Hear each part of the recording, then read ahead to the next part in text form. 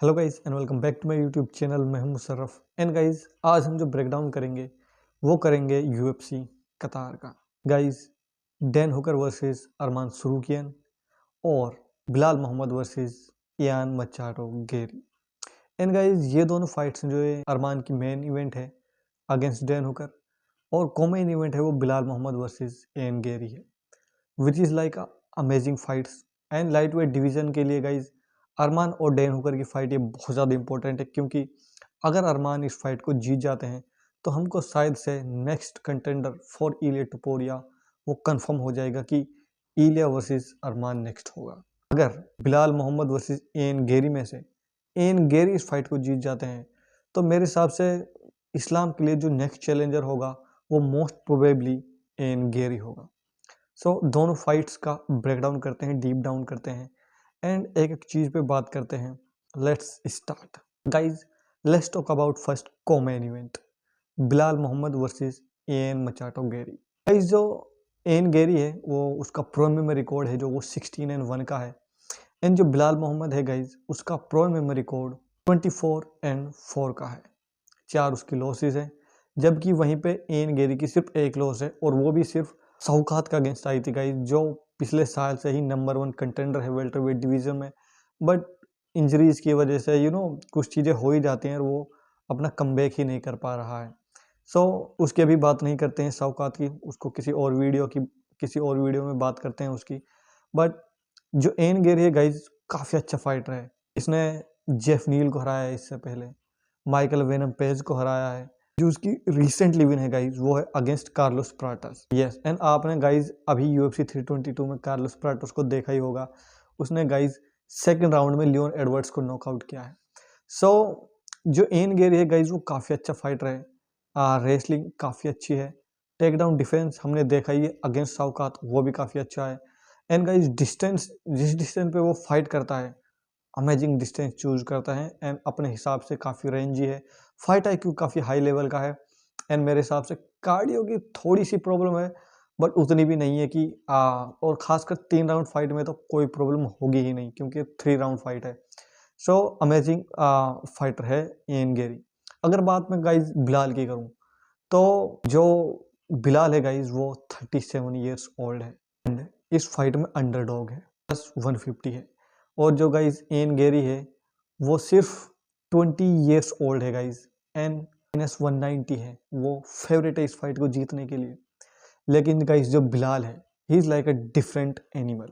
अपनी पिछली fight JDM से हारे हैं, बट मुझे ऐसा लगता है कि बिलाल का पिछली फाइट हारने में उसी की गलती थी, क्योंकि उसका जो गेम प्लान था वो टोटली रॉन्ग था।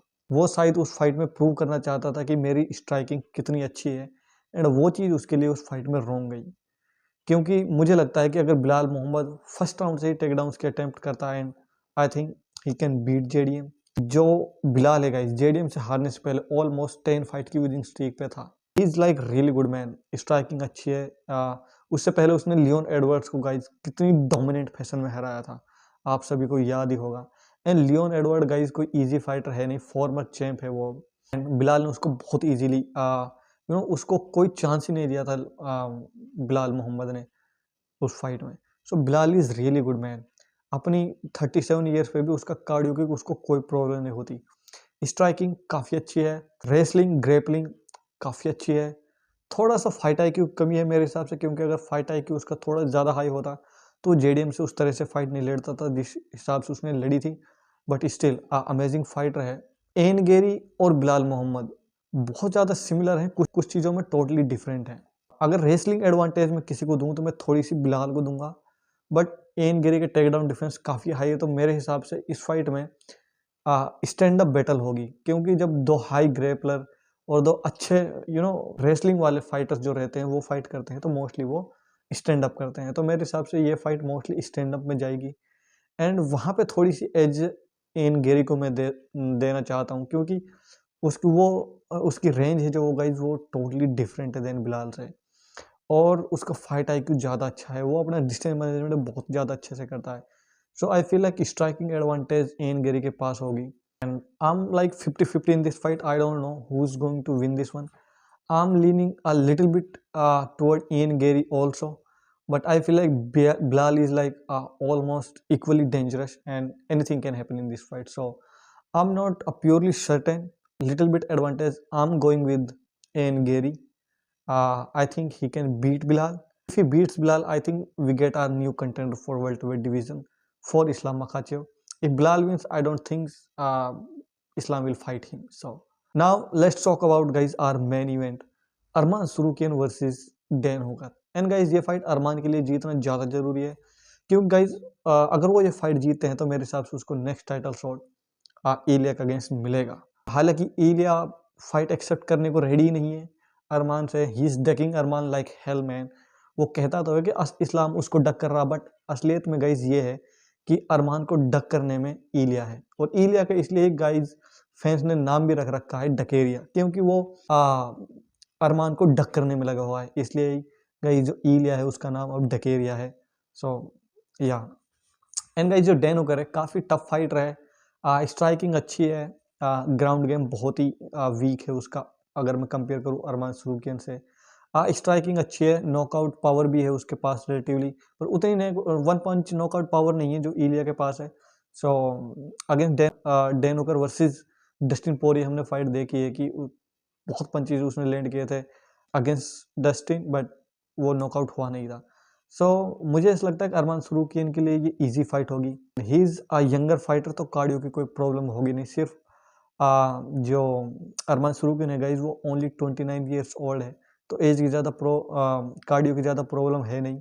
एंड वहीं पे जो डैन होकर है गाइज वो 35 ईयर्स ओल्ड है। डैन होकर का प्रो मेमोरी रिकॉर्ड 24-12 है। एंड वहीं पर अगर मैं रिकॉर्ड की बात करूं अरमान सुरुकियन की तो वो 22-3 है। सो बहुत कम लॉसेस लिए हैं in compare to Dan Hooker.